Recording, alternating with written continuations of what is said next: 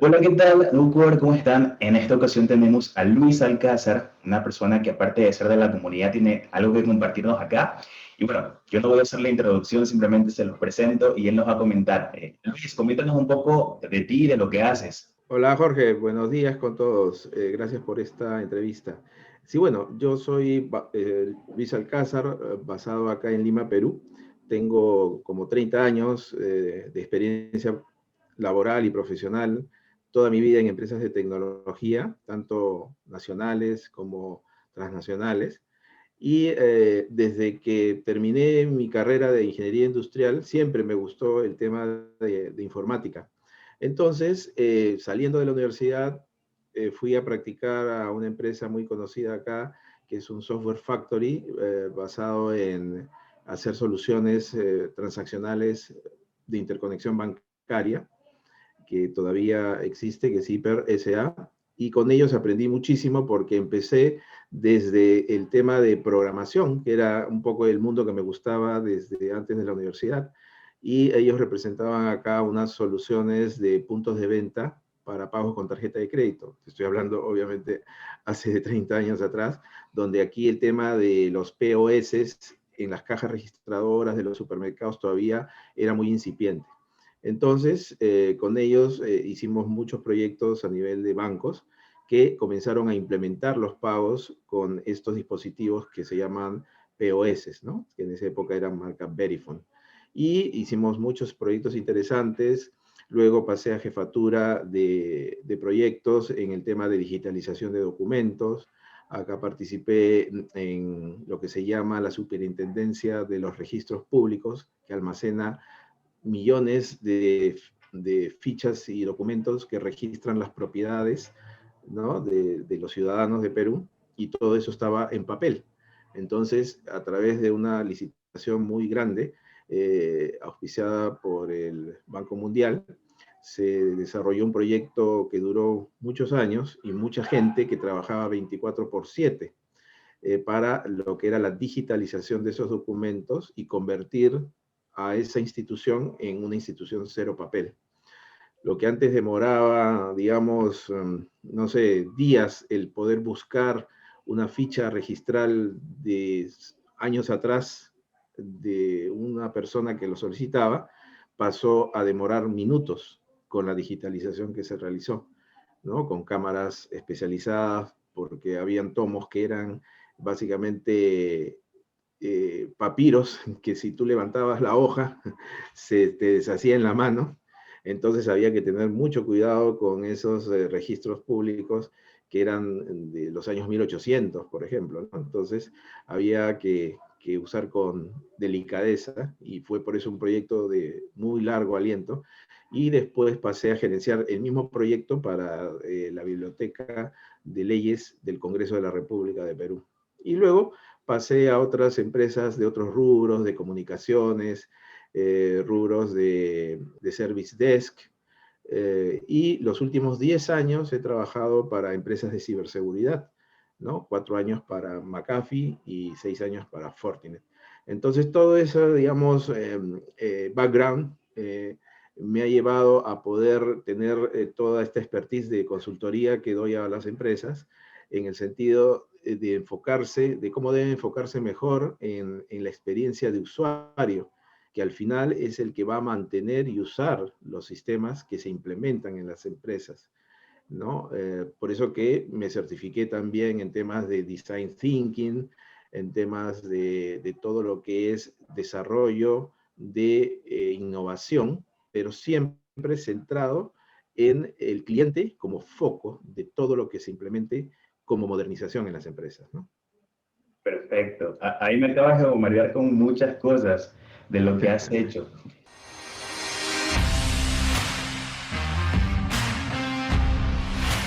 ¿Cuál ha sido la principal ventaja que has visto antes y después de esta digitalización que llevó años en estos casos que me comentas? Bueno, en principio, esos proyectos muchas veces no se dimensionan en su real magnitud, porque cuando te contratan, a veces te dan estimados, ¿no? Estimados de tal cantidad de documentos que hay en estos archivos, pero ni siquiera el dueño de esa información tiene claro cuántas hojas de papel son las que se van a digitalizar. Entonces, al hablar de estimados, obviamente es una estadística donde tú agarras un archivador y tenías que decir, bueno, en estos libros cuentas varias hojas de un libro y por volumen se tenía que sacar un poco la cantidad de documentos, ¿no? Pero deberían haber otras técnicas porque esa vez, la verdad que de lo que se estimó hacer la digitalización de bastantes archivos en quizá 9 meses, en la realidad cuando se encontró todos los documentos, tomó muchos años. Muchos años no solamente en el sentido de que eran más documentos los que estaban estimados, sino también no se había dimensionado la calidad de los documentos que se iban a encontrar. Entonces, una persona que pensaba que simplemente era como una fotocopiadora, poner y sacar el documento, escanearlo rápidamente, se convirtió en otro tiempo de producción, porque el tomo, que te digo que se deshacía en la mano si es que lo tratabas muy rápidamente, te aumentaba tiempos de escaneo. Básicamente en esos proyectos que tienen que ver con la digitalización es muy importante el saber el estado de los documentos, el saber la ubicación de los documentos, porque vas a encontrar a lo mejor archivos que las hojas están pegadas por la humedad. Entonces, si no se hace un buen preanálisis de la materia prima que va a ser el alimento a la digitalización, entonces ahí ya estás perdiendo de dar una propuesta más real sobre tu tiempo hora hombre, ¿no? La parte de la consultoría que me comentabas hace poco, o sea, ¿cómo es ese proceso? ¿Con quién estás? ¿Lo estás trabajando ahora? No sé, ¿cuál es el paso a paso? Un poquito para darnos acá la idea. Sí, lo que te contaba en otras conversaciones era de que los desarrolladores de aplicaciones son muy buenos en el tema de la creación de la aplicación, en el tema del flujo, ¿no? De los puntos de interacción que va a tener el usuario en la aplicación. Pero lo que yo recomendaba era de ponerse primero con el cliente, sentarse con el cliente y armar un mapa de empatía con las personas de tu cliente, mediante el cual sepan efectivamente cuál va a ser el propósito por el cual te están pidiendo desarrollar una aplicación, cuál va a ser el objetivo principal. Sobre ese objetivo principal, lo que debe hacerse es definir el cliente o el buyer persona, que es el que va a utilizar la aplicación. Definir ese buyer persona, que es el usuario del cliente, comprador de un servicio, de un producto a través de la tecnología, debe hacerse un estudio de entrevistas donde se pueda conocer cómo ese usuario interactúa actualmente con empresas similares a las de la empresa a la cual le estamos desarrollando la aplicación. ¿Cuáles son esos dolores que le molestan al momento que va a hacer, por decir, una compra a una página web de un restaurante o a una app de un comercio electrónico? ¿Qué cosas son las partes donde le cuesta comunicarse con la empresa a la cual está comprando? Entonces, tener al cliente, digamos, como el foco de esos desarrollos es muy importante, ¿no? Para, en base a eso, tener, digamos, hacer las cosas con simplicidad, ¿no? Pero siempre empatizando con la problemática del cliente. ¿Y crees que ese proceso se aplica igual para tanto pequeños, medianos, grandes empresas? Mira, justamente los empresarios o emprendedores que están arrancando son la materia prima más adecuada para poder pensar en hacer una solución tecnológica pensando en esos factores, de ponerse en los zapatos del cliente, porque de esa manera lo que desarrollen o lo que manden a desarrollar va a estar avalada por las necesidades de los clientes. Entonces, si arrancan algo a medias, y que no tiene esos puntos correctivos que el cliente pide a gritos, entonces, si se van corrigiendo, se puede ir corrigiendo en la medida que se usa la aplicación, pero la idea es salir al mercado, si eres nuevo sobre todo, salir al mercado con un valor diferencial. ¿Y ese valor diferencial cuál va a ser? El cubrir necesidades que en otras aplicaciones no les funciona a los clientes o les causa molestia. Entonces eso ya te da un paso más, un nivel más a que te vean mejor si estás recién lanzando una aplicación tecnológica, ¿no? Ok, perfecto. Y en toda esta parte es la que tú ahora estás trabajando con negocios y emprendedores para asesorarlos a que, o sea, se minimice el fracaso, por decirlo así, ¿no? Efectivamente, ¿no? Entonces, cuando de plano dicen, yo quiero una aplicación para poder traquear a mis vendedores cuando van a los clientes puerta a puerta a ofrecerle un producto, ¿no? Entonces, siempre piensan en la palabra CRM, ¿ok?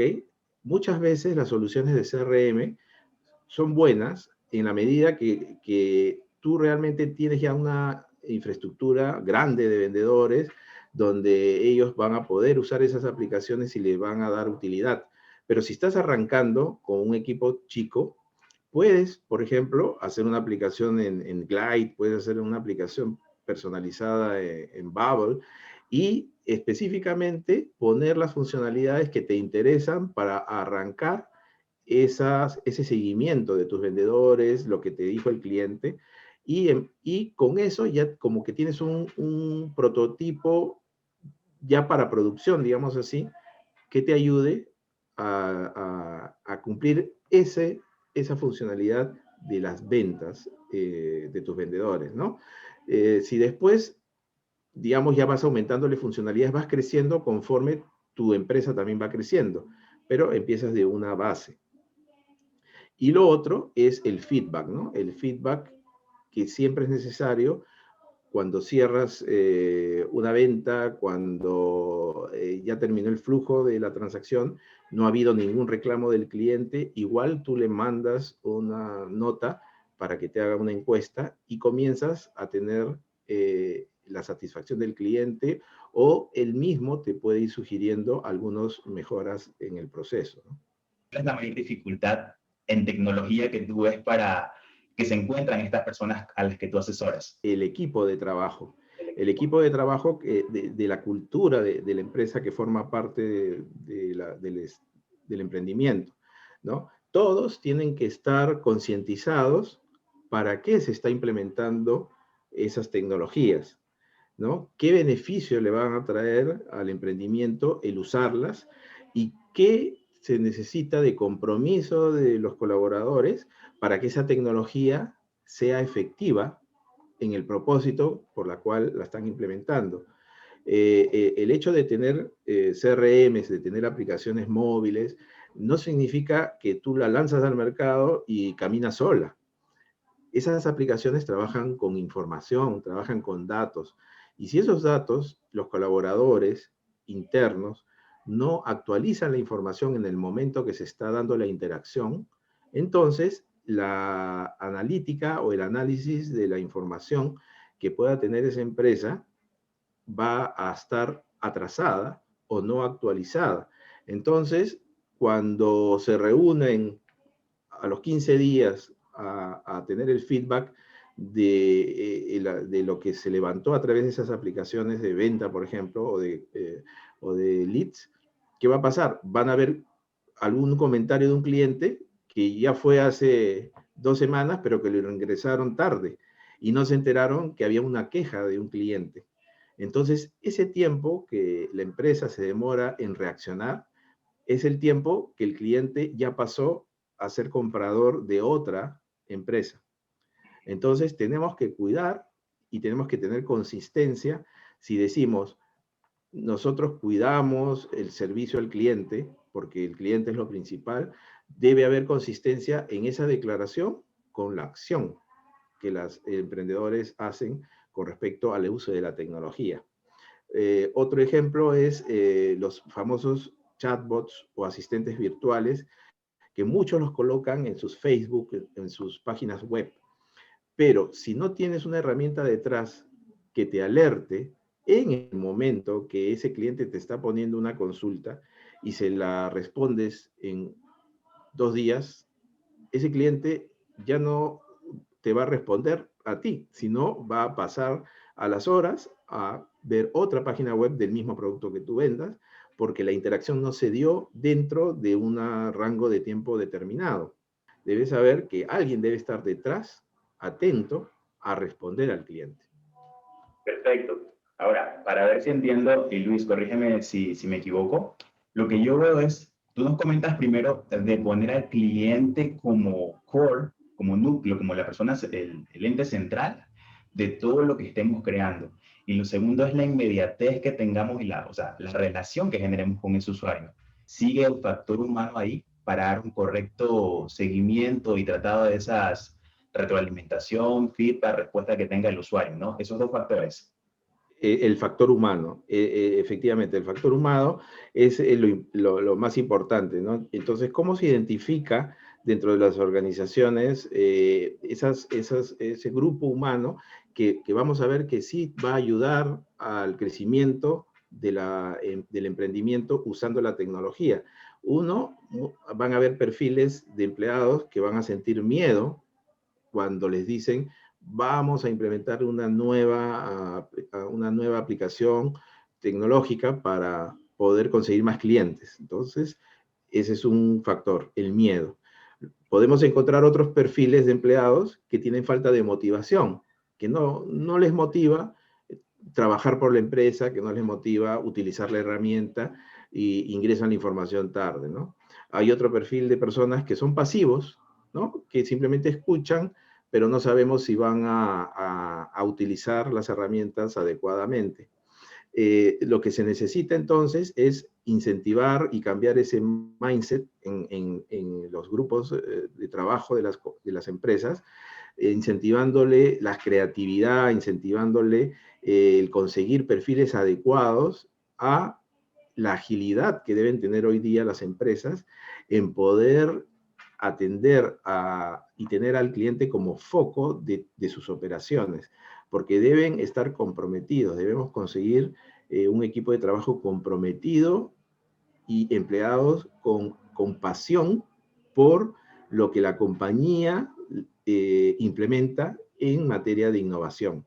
Entonces debemos conseguir que la organización logre una identidad que diga por qué estamos implementando tecnología, en qué nos va a ayudar en el crecimiento con sostenido de la empresa, en ser una empresa exponencial que nos permita con la tecnología ser de una compañía startup a ser una compañía que pueda vender lo mismo en cualquier en cualquier país, en cualquier parte del mundo.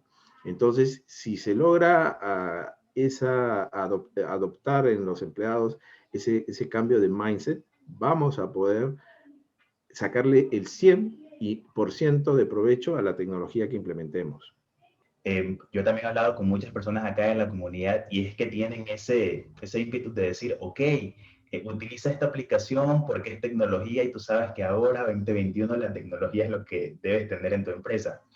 Pero se saltan esa parte que tú ahora comentas de que van a haber usuarios que tal vez no quieran adoptar esa tecnología por miedo, van a haber esos usuarios que estén indecisos o van a haber unos que tengan una adopción un poco tardada o que se les cueste. Exactamente. Y cómo se logra, digamos, esa motivación también en los empleados es reuniéndolos y hacer que los empleados colaboren en el diseño de esas innovaciones que hace la empresa. Porque puede haber un señor que trabaja en almacén, que él sabe cuál es el dolor del tema de la entrega de un producto, cuál es el dolor en el proceso de una devolución, un reclamo de un producto. Entonces él en su cabeza puede tener la idea de cómo mejorarlo con tecnología, pero muchas veces cuando se desarrollan las soluciones no llaman a una persona del almacén para poder diseñar la mejora, ¿no? Solamente llaman a la persona de operaciones o llaman a la persona de marketing y no es un equipo multidisciplinar el que busca el poder diseñar o idear una innovación, pero desde el punto de vista de todas las áreas. Entonces es importante involucrar a esas personas porque si tú añades o ven que esa sugerencia de esa persona de almacén sí tiene sentido, la prototipean, se la preguntan al cliente, hace sentido, la añaden al desarrollo, entonces va a haber motivación y ahí comienza la cadena de interés de los empleados en decir, sí, esta nueva adopción de la tecnología con la sugerencia que yo hice me ahorró tiempo en mis procesos de almacén, por ejemplo, ¿no? Algo que me queda de lo que me comentas ahí, la innovación puede venir de cualquier lado. Tú hace un tiempo me comentabas acerca de Amazon, cómo ellos están centrados en el cliente. Ahí puedes comentarnos un poco más porque creo que esa historia también es interesante. Por supuesto, Amazon nació, como todos saben, solamente para la venta de los libros, ¿ok? Pero siempre estaban enfocados en el cliente como foco de experiencia, ¿no? Ellas decían que no venden libros solamente, sino venden experiencia. Y él tenía muy claro, Jeff Bezos, tenía muy claro los pasos eh, que daba el cliente para poder terminar de elegir, empezar eligiendo el libro, comparándolo con librerías sobre el mismo libro, tiempos de entrega, cierre del carrito de compra y luego todo el seguimiento detrás. Y muy importante, si alguien ha comprado en Amazon, es muy importante que después te llega el feedback de la encuesta para que tú des tu satisfacción, no solo del proceso de la compra, sino la satisfacción del producto que has recibido. Desde sus inicios, eso fue lo que marcó el crecimiento exponencial de Amazon. Después ya sumó productos de otras compañías. ¿Por qué? Porque tenía en el foco y en el mindset de cada empleado que contrataba el perfil del cliente como centro de todas sus operaciones, ¿no? No podían ver a un cliente insatisfecho. Activaban la devolución del dinero, activaban rápidamente la devolución del producto y hacían todo lo posible para que esa cadena, o hacen todo lo posible para que esa cadena de distribución esté enfocada en que el cliente no sienta molestia en todo ese proceso. Por eso que ha durado y sigue durando tantos años una empresa como Amazon. Y lo otro que te quería comentar, para adelantarme un poco quizá, es que ese mapeo de todos los puntos de contacto que tiene el cliente desde que elige un libro hasta que lo compra y el post-servicio, se arma en lo que en Design Thinking existe como plantillas, y lo pueden buscar y googlearlo en diferentes sitios, es el viaje de la experiencia del cliente, el viaje del usuario.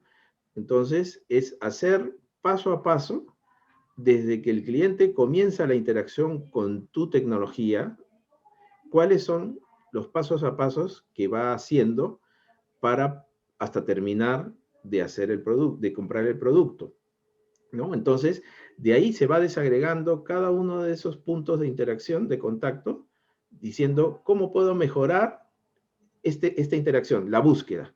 ¿Cómo puedo mejorar el llenar mi carrito de compra? ¿Cómo puedo mejorar el tema del pago del carrito? ¿Cómo puedo mejorar el cierre final donde yo le envío al cliente todo el detalle de lo que me ha comprado? ¿Cómo puedo mejorar el tema de tener disponibilidad de stock en mis productos? Porque lo que también te comentaba la vez pasada, ¿no? Cuando uno implementa estas tecnologías donde tienen que trabajar con un stock limitado, es importante cómo va a mantener actualizada esa herramienta el stock de los productos y después no hacer que el cliente compre, se sienta emocionado que va a recibir el producto y después de 2 días le digo, lamentablemente el producto que usted eligió no lo tenemos en stock y va a demorar 2 semanas. Entonces eso es molestia porque encima va a tener que esperar 30, 40 días que el banco le devuelva el dinero de esa compra y si él no cuenta con el dinero para hacerlo en otra tienda, entonces ahí ya perdiste un cliente con una buena experiencia. Entonces, es importante pensar en todos esos factores de todo el mapeo del viaje del usuario. Uno de mis focos en la consultoría también es el tema de lo que es la protección de datos, de la información que va a compartirse en la empresa. Entonces, en muchos países ya se está regulando fuertemente el tema del manejo de la información. Entonces, si bien es cierto, las herramientas tecnológicas, hay muchas que ayudan a llevar los trámites físicos a cero papel con la digitalización. Tenemos que tener en cuenta cómo vamos a clasificar los documentos para su uso dentro de los usuarios de la empresa. Me refiero a una vez almacenados y otra vez compartidos. ¿Ok? Entonces, si en la lógica que se desarrolle esas aplicaciones de digitalización añaden ese factor de la vulnerabilidad del uso de esos documentos y la cubren de alguna manera con soluciones de seguridad, yo les aseguro que van a dar un paso adelante en las compañías a las cuales ustedes les pueden ofrecer esas soluciones, cero papel, porque le van a estar ofreciendo no solamente el convertir lo físico a electrónico, sino también le están añadiendo ya la capa del manejo de la seguridad de esos documentos. Hay soluciones ahorita de inteligencia artificial, como las que yo también represento, que te hacen una exploración de los documentos confidenciales en tu compañía. Y si encuentra un documento que tiene protección intelectual de algo sensible de tu compañía, ese documento lo separan de la computadora del usuario y lo llevan a un repositorio privado, donde la próxima vez que ese empleado quiera entrar al documento ya no va a poder hacerlo. Entonces, es muy importante la clasificación documental electrónica al momento que se desarrollan o se crean estas aplicaciones de digitalización. Perfecto, interesante lo que nos comentas acerca de la protección de los datos. El tema de la innovación que tú me comentas ahora, ¿sí? También hablas de design thinking. Háblanos un poco más de eso, ¿sabes? Porque es un término que estoy seguro que a muchos nos queda como que nos deja todavía en la nube. Bueno, la metodología de Design Thinking nace muchos años atrás como una metodología de una, no me acuerdo ahorita el creador, pero lo pueden buscar, donde nace sobre una idea de cómo mejorar la experiencia de compra de los clientes en estas grandes malls o compañías como es IDEO. IDEO, perdón, es la consultora que creó la metodología para un cliente, ¿no? Entonces, ellos definieron que el foco de toda innovación es cómo empatizamos con cómo ponernos en los zapatos del cliente para poder innovar. Si no conocemos el pensamiento, los dolores del cliente, lo que piensa, lo que siente, lo que escucha de los demás, entonces no podemos hablar de innovación si solamente hago con lo que es mi pensamiento como dueño del negocio, lo que yo creo que puede resultar en el mercado. No es así. Nosotros tenemos que hacer la innovación y crear la innovación poniéndonos en los zapatos del cliente, empatizando. Entonces, ese es uno de los primeros pasos del design thinking, base.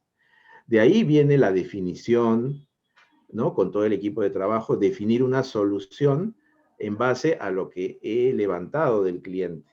De ahí viene la ideación de la solución, en base a que varias personas del equipo lanzan sus ideas en una lluvia de ideas y se van definiendo ya y se va formando y se va madurando la solución. De ahí hago un prototipo y para eso sirven muy bien estas herramientas no code. En lugar de empezar a desarrollar algo muy amplio, muy caro, las herramientas no code perfectamente encajan en el prototipeo de esa solución que va a ayudar a la innovación con design thinking. Y finalmente el testeo. El testeo para iterar, hacer que lo usen el mercado objetivo en una preproducción, y ahí van a comenzar a saltar los ajustes que se necesiten hacer, y esos son los 5 pasos en sí que determina la metodología de Design Thinking. Detrás de eso ya hay cientos y decenas de plantillas para levantar la información. Ok, y con este conocimiento que tienes de haberlo, de haber conversado, de haber platicado con las empresas que estás asesorando, emprendedores que también estás asesorando, ¿qué oportunidades ves que hay alrededor, o sea, que se están dando después del antes y después de esta pandemia? Bueno, definitivamente que en crecimiento total el tema del uso de las herramientas de omnicanalidad, ¿no? Donde antes tenían que convertir el offline al online y sin perder toda esa experiencia de usuario que antes les hacía, que era, digamos, el foco de las empresas, sin perder esa experiencia, cómo convertir lo offline a algo automatizado, ¿no? Entonces, ahí es donde es la preocupación de las empresas. Ahí puedes aterrizarlo en un ejemplo para que lo entendamos todos. Por ejemplo, el tema que te comentaba al comienzo, ¿no? Hay clientes de que no usaban los asistentes virtuales de sus páginas web, ¿no? Simplemente ponían un correo, ¿no? De solicitud de información. Y ese correo le llegaba a alguien y esa persona en algún momento veía el correo y le respondía.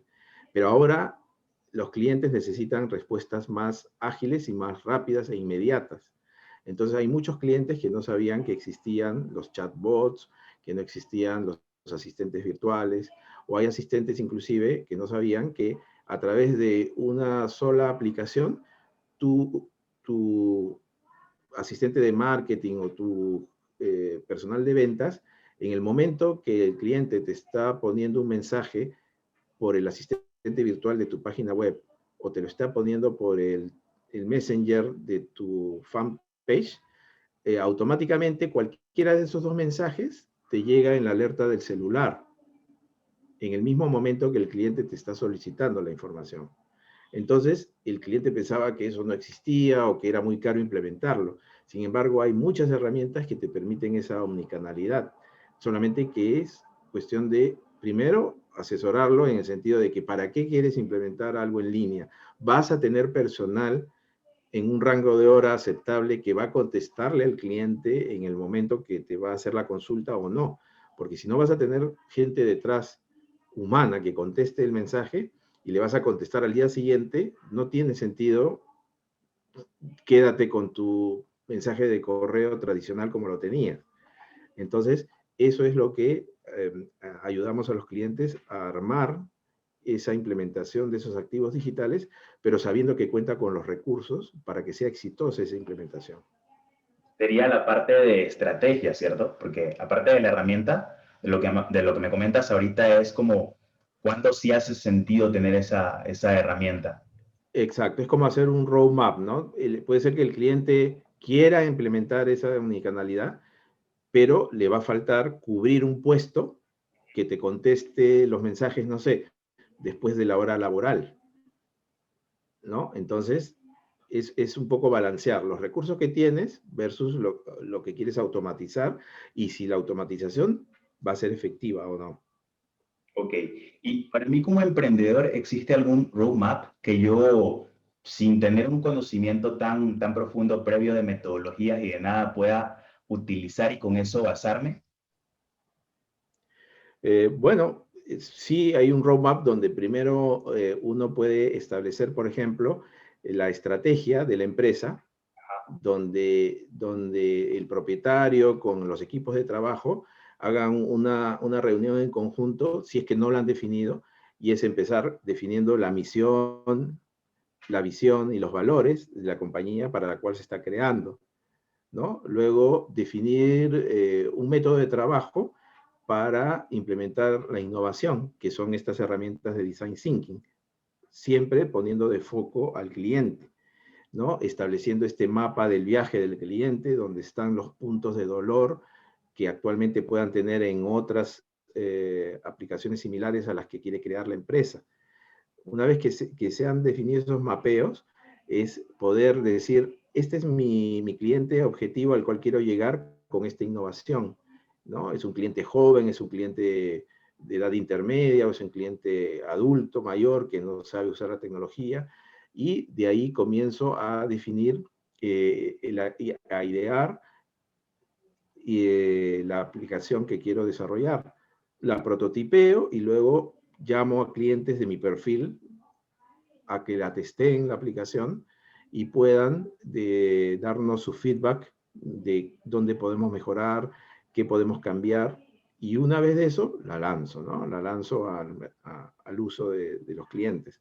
Y teniendo detrás esos pasos del feedback constante, del compromiso de los empleados y utilizando las mejores tecnologías, ¿no? A disposición. Ok, entonces, Luis, no sé si puedas compartirnos también tus redes sociales o alguna manera para poder contactarte. Yo igual lo voy a estar escribiendo en la descripción, pero compártenoslo tú ahora. Sí, claro. Bueno, yo soy promotor de la página web peruexponencial.com y ahí podrán ver toda la presentación de mi portafolio de servicios de consultoría y las soluciones también tecnológicas y disruptivas que represento en el mercado. Genial, entonces si quieren, si tenemos emprendedores acá, seguro los tenemos, y quieren buscar esa ayuda de un consultor que sepa cómo hacer la parte de ayudar en ese proceso. Bueno, aquí está Luis. Entonces, eso creo que sería todo, Luis. ¿Algo más que nos quieras comentar? No, espero haber colaborado con la comunidad en estos conceptos y nada, gracias a ti por la invitación. Genial. No Works, nos vemos en un siguiente video. Luis, gracias por tu tiempo, ¿sí? Gracias por acercarte acá también a esta entrevista que nos diste. Y nos vemos en una siguiente ocasión. Saludos. Saludos, gracias a todos.